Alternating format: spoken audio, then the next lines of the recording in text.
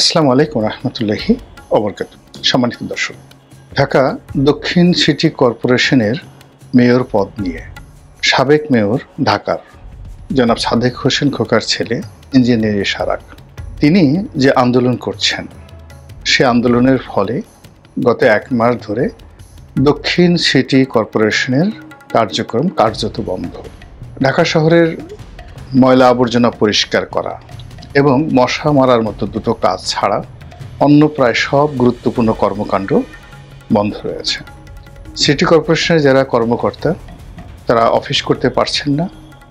কেউ কেউ যদি অফিস করার চেষ্টা করছেন, তবে ইশরাক সমর্থক যারা এই সিটি কর্পোরেশন ভবন এই মুহূর্তে ঘেরাও করে আছেন, তালা দিয়ে রেখেছেন, তাদের হাতে লাঞ্ছিত এবং অপমানিত হচ্ছেন।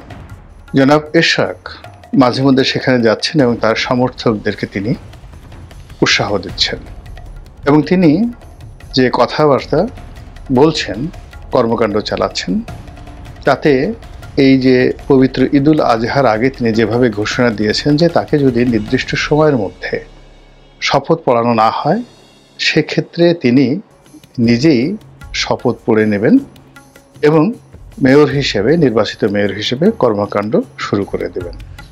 জনাব ইশরাকের এই মেয়র পদ, তার সঙ্গে নিম্ন আদালতের রায়, উচ্চ আদালতের রায়, মন্ত্রণালয়ের সিদ্ধান্ত, আইন মন্ত্রণালয়ের মন্তব্য এবং সর্বোপরি নির্বাচন কমিশনের সিদ্ধান্ত, কর্মকাণ্ড, মনোভাব সব মিলিয়ে এরকম একটা জটিল অবস্থা তৈরি হয়েছে, যে অবস্থা সরকারের জন্য এবং ইশরাকের জন্য এবং একই সঙ্গে বিএনপির জন্য ভীষণ রকম অস্বস্তিকর।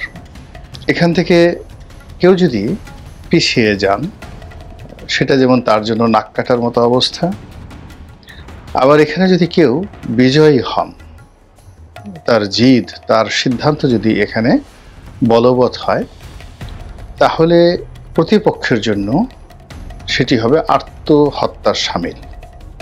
এবং ঠিক এমন একটা অবস্থাতে এখন সরকারের সঙ্গে বিএনপির সম্পর্ক, ডক্টর মোহাম্মদ ইউনূসের সঙ্গে তারেক রহমান সাহেবের যে সম্পর্ক, সেই সম্পর্কটি নিয়ে নানা রকম প্রশ্ন উঠে পড়েছে। এখন জনাব ইশরাক সাহেব তিনি কি বিএনপির হাইকমান্ডের নির্দেশ নিয়ে এই কর্মকাণ্ড চালাচ্ছেন, নাকি নিজের ইচ্ছায় তিনি এই কর্মকাণ্ড চালাচ্ছেন? বিএনপি সমর্থিত পত্রপত্রিকা, বিএনপি সমর্থিত সাংবাদিক এবং আরও অনেক শুভানুধ্যায়ী তারা ইতিমধ্যে এক্সট্রিম লেভেলে জনাব ইশরাক সাহেবের সমালোচনা শুরু করেছেন। সকলের বক্তব্য যে এই ভদ্রলোকের জন্য পুরো দল বিপদে পড়তে যাচ্ছে এবং ওনার জন্য পুরো বিএনপির যে রাজনীতি মুখ থুবড়ে পড়বে। এই হলো যারা সমালোচনা করছেন। বিএনপির অভ্যন্তরীণ খবর যারা রাখেন বা জানেন, তারা অনেকে মনে করেন যে জনাব ইশরাক জনাব তারেক জিয়ার খুব ঘনিষ্ঠজন। বলা হয়ে থাকে তিনি জিয়া পরিবারের একেবারে ঘরের মানুষ এবং এই মুহূর্তে পুরো বিএনপি রাজনীতিতে যদি জিয়া পরিবারের ঘরের মানুষ কাউকে বলা হয়, তাহলে সেটা ইশরাক সাহেবকেই ধরে নেওয়া হয়। তিনি জনাব তারেক রহমানের স্নেহধন্য। এখন এই যে তিনি তারেক রহমান সাহেবের স্নেহধন্য, এর অর্থ যে তিনি যে কাজ কর্ম করছেন তার সঙ্গে জনাব তারেক রহমান সাহেবের একটা গ্রিন সিগন্যাল রয়েছে। এক, আবার তারেক রহমান সাহেব যদি না চান, তাহলে এখানে জনাব ইশরাক 1 মিনিট আন্দোলন করতে পারেন না, এটাই সত্যতা। অন্যদিকে দলের কয়েকজন সিনিয়র নেতা আমি সামাজিক মাধ্যমে দেখেছি, তাই তাদের নাম বলিনি, পেপার পত্রিকা আসেনি। একজন খুবই জনপ্রিয় সাংবাদিক, বিএনপিপন্থী সাংবাদিক, জনপ্রিয় সাংবাদিক, তিনি জনাব ইশরাক সাহেবের এই কর্মকাণ্ড নিয়ে বিরূপ মন্তব্য করে একটি ফেসবুকে স্ট্যাটাস দিয়েছেন এবং সেটা আবার আরেকটি জনপ্রিয় গণমাধ্যম সেখানে প্রকাশিত হয়েছে। তো এটা নিয়ে যখন ফেসবুকে নানা রকম মন্তব্য হচ্ছিল, তখন সেই সাংবাদিক বললেন যে বিএনপির অমুক শীর্ষ নেতা মন্তব্য করেছেন যে এই ঘটনার সঙ্গে বিএনপির কোনো রাজনৈতিক সংযোগ নেই, এটা দলীয় কোনো সিদ্ধান্ত নয়। এবং যে সিনিয়র নেতার কথা বলা হচ্ছে তিনি মূলত দলের মধ্যে বেগম জিয়াপন্থী। আর অন্যদিকে জনাব তারেক জিয়াপন্থী যে সকল তরুণ তুর্কি রয়েছে নিঃসন্দেহে তাদের মধ্যে এরশাদ সাহেব শীর্ষতম। তো এরকম যখন একটি বিরূপ অবস্থা তৈরি হচ্ছে তখন সবাই জনাব তারেক রহমান সাহেবের সঙ্গে জনাব ডক্টর মোহাম্মদ ইউনূসের যে লন্ডন বৈঠক, সেই বৈঠকের নেতিবাচক দিক নিয়ে আলোচনা করছে। আমি যখন এই বৈঠকটি শুরু হওয়ার সম্ভাবনা দেখা দিল তখন আমার একটা ভিডিওতে বলেছিলাম যে এই বৈঠকের ফলাফল ইতিবাচক, এটার প্রথম প্রমাণ হবে যদি ডক্টর মোহাম্মদ ইউনূসের কার্যতালিকাতে এরশাদের বিষয়টি থাকে। সেক্ষেত্রে জনাব তারেক রহমান সাহেব দুটো জিনিস করবেন। এক, এরশাদের এই মেয়র পদটি তিনি ডক্টর মোহাম্মদ ইউনূসের কাছ থেকে আদায় করে নেবেন, অথবা ডক্টর মোহাম্মদ ইউনূস তিনি যে কোনো মূল্যে তার সরকারের মুখ রক্ষার জন্য এই এরশাদ সাহেবের এই বিষয়টি ধামাচাপা দেওয়ার জন্য তারেক রহমান সাহেবকে অনুরোধ করবেন। আমি আরও বলেছিলাম যে তারেক রহমান সাহেবের এই বৈঠকের পর বাংলাদেশে যদি ঈদের পর জনাব এরশাদ তার আন্দোলন চালিয়ে নেন, ধরে নিতে হবে যে জনাব তারেক রহমান এবং জনাব ডক্টর মোহাম্মদ ইউনূসের যে বৈঠক, সেই বৈঠকটি ভালো হয়নি। কিন্তু বৈঠক হওয়ার পর তো বিএনপির যারা লোকজন তারা ভীষণ রকম উচ্ছ্বসিত এবং তারা মনে করছে যে এটা তাদের একটা চন্দ্র বিজয়ের শামিল।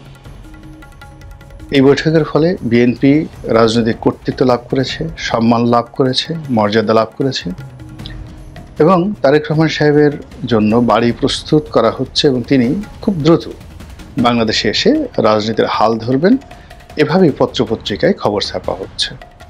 সেক্ষেত্রে বাড়ির ছবি, বাড়ির গেটের ছবি পত্রপত্রিকায় প্রকাশিত হচ্ছে। এবং আপনারা জানেন যে তারেক রহমান সাহেবের বাংলাদেশের আগমন এবং রাজনৈতিক কর্তৃত্ব গ্রহণ, নেতৃত্ব গ্রহণ তার দলের, এ সব কিছু নির্ভর করবে প্রশাসনের শুভদৃষ্টি এবং ডক্টর মোহাম্মদ ইউনূসের যে সহানুভূতি তার উপর। এবং তারেক রহমান সাহেব বাংলাদেশের মাটিতে পাড়া দেওয়ার সঙ্গে সঙ্গে সমস্ত রাজনৈতিক যে অ্যাটেনশন এটা তার দিকে চলে যাবে।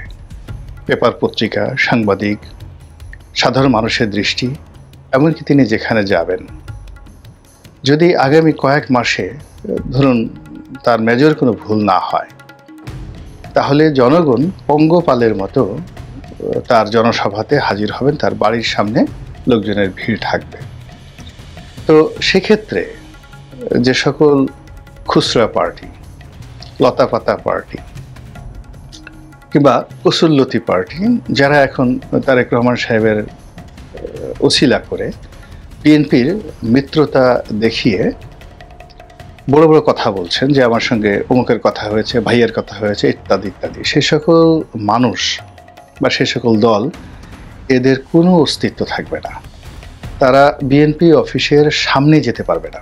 তারেক রহমান সাহেব যদি তাদেরকে ডাকেনও, তো তারেক রহমান সাহেবের অফিসের সামনে এত লোক থাকবে, সেই লোকের বাধা অতিক্রম করে লতা পাতা পার্টির কেউ সেই তারেক রহমান সাহেবের সঙ্গে দেখা করতে পারবে না। ফলে বিএনপির যারা মিত্র, সেই মিত্ররা নিষ্ক্রিয় হবেন অথবা বিএনপির যারা শত্রু তাদের সঙ্গে যোগ দিবেন। এর বাইরে কোনো কর্মকাণ্ড ঘটবে না। কিন্তু এখন দূর থেকে তারেক রহমান সাহেব যদি কাউকে টেলিফোন করেন, কারোর সঙ্গে কথা বলেন, অথবা কেউ যদি তারেক রহমান সাহেবের সঙ্গে কথা বলেন, সেখানে একটা বন্ধুত্ব এবং বন্ধন তৈরি হয়ে যায়। তারেক রহমান সাহেবের পক্ষ থেকে কোনো কিছু বলা না হলেও যিনি টেলিফোনে কথা বলেন বা ফোন করেন, তিনি একটা আত্মতৃপ্তিতে ভোগেন যে তার সঙ্গে নেতার কথা হয়েছে এবং এভাবে অনেকেই বিএনপির বন্ধুত্ব বলয়ে নিজেদেরকে শক্তিশালী মনে করছেন। কিন্তু তারেক রহমান সাহেব আসার পরে সেখানে আসলে তার সঙ্গে বিএনপির নেতাকর্মী বিএনপির পদবিধারী এবং বিএনপির যারা ঘনিষ্ঠজন কেবলমাত্র তারাই সেখানে ঢোকার অনুমতি পাবেন, ঢুকতে পারবেন বা ঢোকার মতো নৈতিক মনোবল থাকবে। আপনি ধরুন বিএনপির পল্টন অফিসে তারেক রহমান সাহেব আসবেন, একেবারে যেদিন উনি বসবেন সেদিন দেখা গেল অফিসের সামনে 10-15 হাজার লোক মানে সবসময় থাকবেন। আর যেদিন প্রথম জনসভা হবে সেদিন তো বলাই বাহুল্য, কত লোক যে হবেন তার কোনো ইয়াত্তা নেই। তো সেখানে বিএনপির মিত্র হিসেবে যারা এখন পরিচয় দিচ্ছেন তারা গাড়িতে করে নেমে ওই অফিসের সামনে গিয়ে মঞ্চে উঠবেন, এর মধ্যেই অনেক ঘটনা ঘটে যাবে। তো যাই হোক, এরকম একটা জটিল অবস্থা যখন চলছে বাংলাদেশে, ঠিক সেই সময়টাতে এরশাদ সাহেবের এই ঘটনা ইঙ্গিত দিচ্ছে যে তারেক রহমান সাহেবের সঙ্গে ডক্টর মোহাম্মদ ইউনূসের যে সম্পর্ক বা তার যে বৈঠক, সেই বৈঠকের ইতিবাচক ধারা এখন আর অব্যাহত নেই। ইতিমধ্যে জনাব সালাউদ্দিন সাহেব বৈঠক করেছেন জাতীয় ঐক্যমত্য কমিশনের সঙ্গে, এবং সেই বৈঠকে জামায়াত ইসলামী আসেনি, আরও অনেক দল আসেনি যারা আলাদা বৈঠক করতে চাচ্ছে। তাহলে স্পষ্টতই বোঝা যাচ্ছে যে বিএনপির সঙ্গে অন্যান্য যে রাজনৈতিক দল তাদের একটি স্পষ্ট দূরত্ব তৈরি হয়ে গেছে, এবং সেই দূরত্ব লন্ডন বৈঠকের কারণে।